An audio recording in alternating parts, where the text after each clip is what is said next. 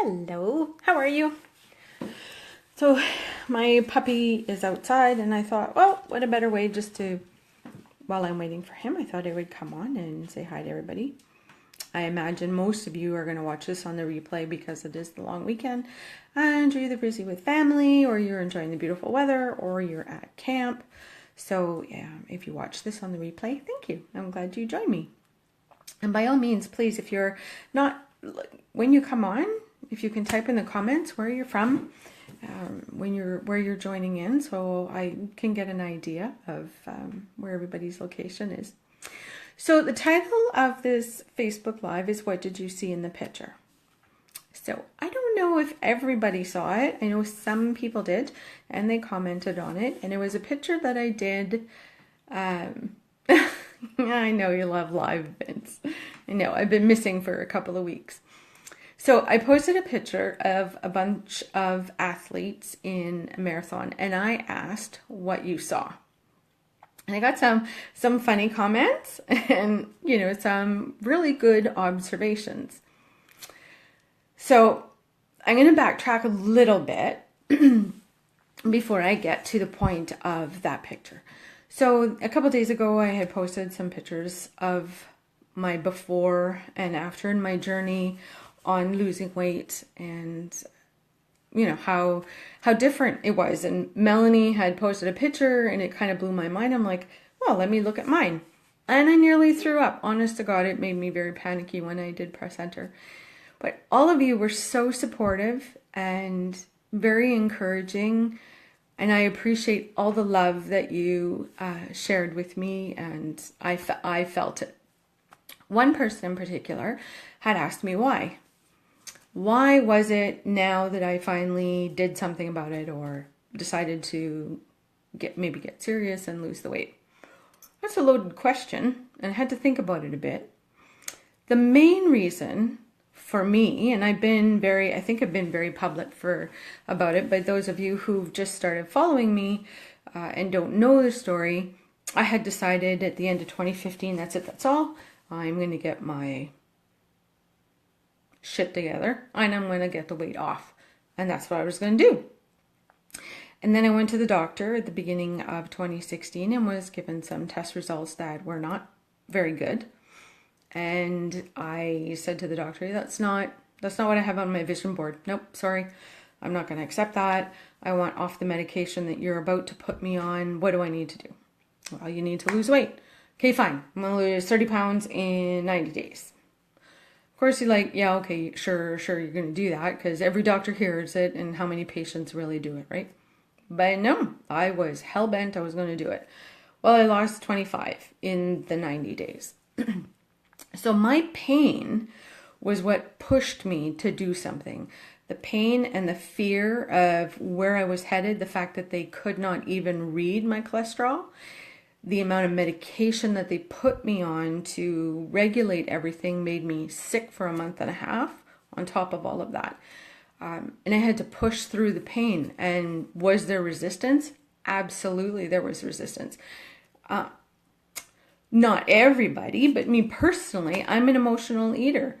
So when I get stressed out, when I get upset, when, something happens, my first thing's always just to, go to the food. Have a bag of chips, sour cream and onion lays with Gailey sour cream. Yeah, got it down. And I didn't do it. I resisted it and I kept going and kept going and kept going. So it was the pain of it that motivated me. And now as I get closer, I'm only 22 pounds away from where my goal is to be. And I've come off 3 medications and I'm on track to get off the rest of them. I'm very happy about that. So when the gentleman asked me about that, I said, okay, well, that was my main motivating factor. Now there's some vanity in there. It feels really freaking amazing. I feel good. My body feels good. I'm not in as much pain anymore physically. And then there's the other part of being my own, I'm a CEO of my own business. And I have a huge team. There's a huge team of us together because I'm not the boss. But when I need to be up on stage or I have to be in front of a crowd, I want to be able to present the best version of me. That gives me pleasure. So, of course, while the pain pushed me and I had to resist the temptation, the pleasure of how I feel and how I look and when I get all done up is an amazing thing. So this gentleman and we got on the phone. He offered to give me a coaching call, which blew my mind. And I spent all night pinching myself going, I did not just get an offer to have a coaching call with this individual. Oh my God. And I told him that. I said, I can't believe you want to do that. He's like, listen, you've pushed yourself really hard. He says, you're a go-getter. And if I can pay it forward and help you, I'm going to. So he said, so, what are you struggling with? Okay. I've been working with lots of coaches and spiritual mentor. And so what is it that I'm struggling with? I reached out to my girlfriend. Hey, Andrea. Hi, Alex. Hi, Julie and Nick. And I said to her, what do I need to work on? Because I'm not perfect. And she said, what about your fear of talking to strangers? I said, okay, that's good. So I asked him about it. And I said, sometimes I can be a chatterbox and I'll talk to every cab driver when we're on trips and we're having a great time and I'm totally cool with it. Other times I will be somewhere and it's like, I just don't want to talk to anybody. I just want to hide in the corner. When I know full well I should be talking to that person because I could have a solution to what they're looking for, right? So he said to me, he says, if your pain isn't strong enough to push past that fear, then you're never going to do it. You have to constantly have a resistance to the next level that you want to go to. And he said, anytime you want to grow, you're going to need resistance. There's has to be something that is bigger than you, that is more fearful than you, that you have to push through to reach that next level. But then on the other side of it, there is pleasure. And I said, oh my God, I totally get that. Because here for me, losing the weight was a big motivator for health reasons. And now that I'm at a point where I'm going to Dallas at the beginning of, or at the end of May, and I needed a gala dress. So I went shopping and I bought one, and you guys are going to die when you see me in it because, I'm sorry, just to be totally vain, I look really freaking awesome in this gown, and I've never owned a gown other than my wedding dress. So to own this gala gown with 3.5-inch heels is amazing. Now, I've had that dress in my closet for about 5 weeks.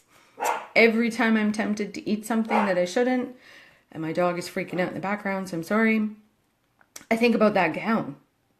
And I don't want to do anything to harm the way I'm going to look in it. So the pleasure of wearing the gown is also what stops me.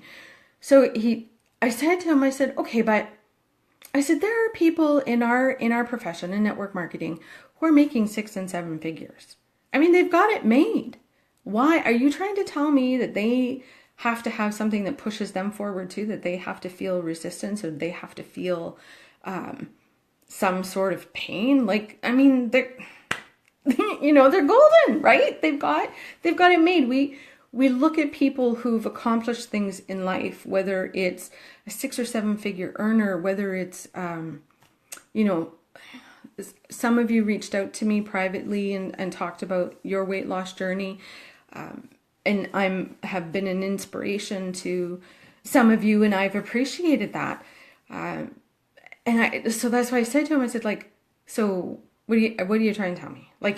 This gentleman I spoke with, you're a 6-figure earner, and I can't believe I'm talking to you right now. Are you telling me you have the same thing? He said, well, let me give you an analogy.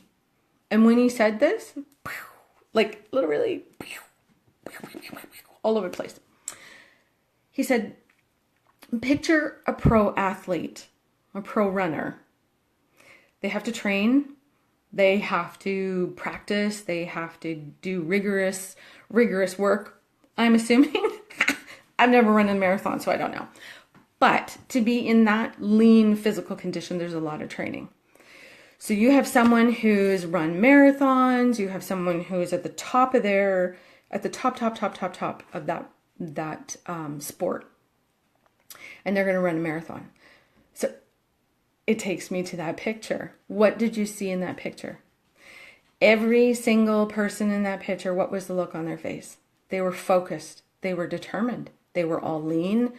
They all had that look on their face and you can imagine when they're running a marathon and they're getting close to the end, they are all experiencing the same pain.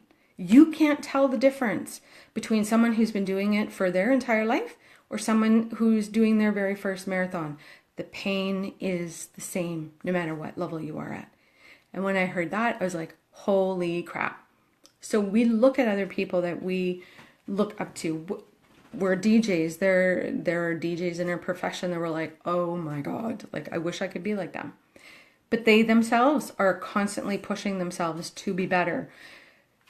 Side by side, we all have that same pain. We all have that same drive. We all have that same motivation. And they're no different than we are. So when you look at somebody who's accomplished something and you're like, oh my God, I wish I was like them. I wish I could be like them. I wish, like I can't believe Cheryl's lost almost 80 pounds. I wish I could do that. Or I wish I was more outgoing, or I wish I was like this person, or I wish I was like that. We have pain that we've had to work through. You don't know what my whole story is and what pain that I've had to go through to get to where I am. I'm pretty sure some of you wouldn't wish to have been on my journey. But that was a really huge thing for me because it took me back to when I was in Vegas at the Most Powerful Women in Networking. And that first night, first 3 hours, that's right. Yeah, Caroline, learning and growing never stops if a person is wise. Yeah, if you want to be the best version of you need to constantly be learning and growing. And those women at Most Powerful Women in Networking, they sat on stage that first night and they just talked about their past. They talked about their history. Some of them been raped and addicted to drugs, and here they are on stage, 6 and 7 figure earners. But their pain to get out of the situation that they were in, to have the pleasure of the life that they want, was enough to motivate them. So it comes down to what is driving you.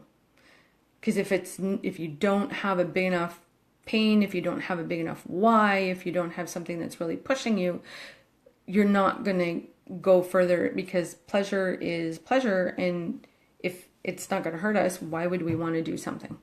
So we need to have that really strong driving force, that driving motivation to get us somewhere. So that's what I was looking for in that picture, because when you look at it, they're all the same. I know Sandy said they have no boobs. Yeah, well, because, they're all lean.